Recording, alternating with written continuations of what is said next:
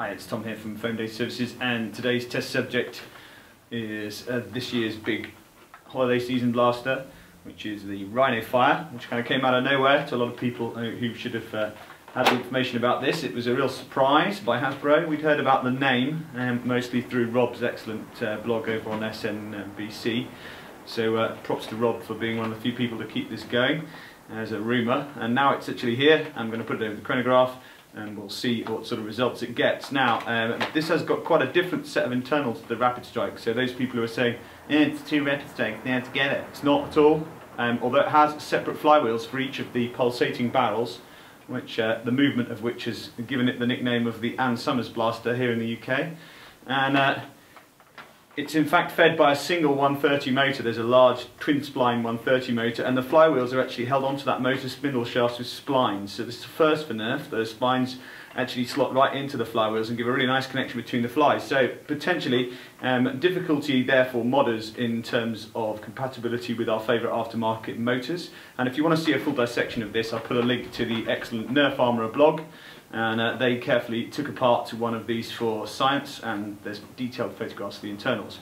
So I have been playing around with this over the chronograph. It's quite a difficult blaster chrono because of the rate of fire. Chronos, particularly mine, don't like high rates of fire because they see too many projectiles in their little viewing area, and then the sensor makes false readings. So I'm going to be shooting one side at a time. So I filled up one set and left the other empty, so you won't see darts coming out of both barrels, but this means the chrono can keep up and it'll still be at its standard rate of fire. Not the easiest blaster to hold in this position because it's yet another chainsaw grip.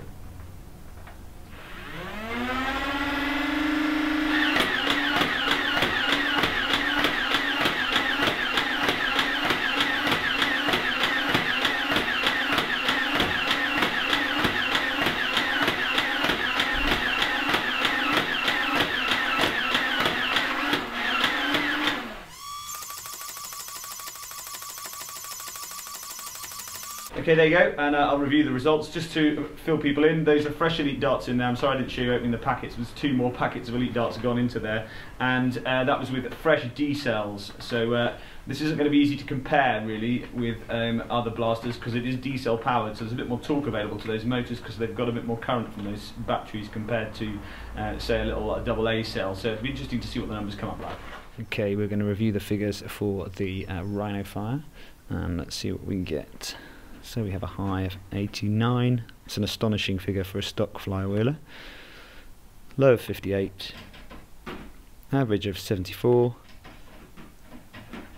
extreme spread of 31, standard deviation of 8.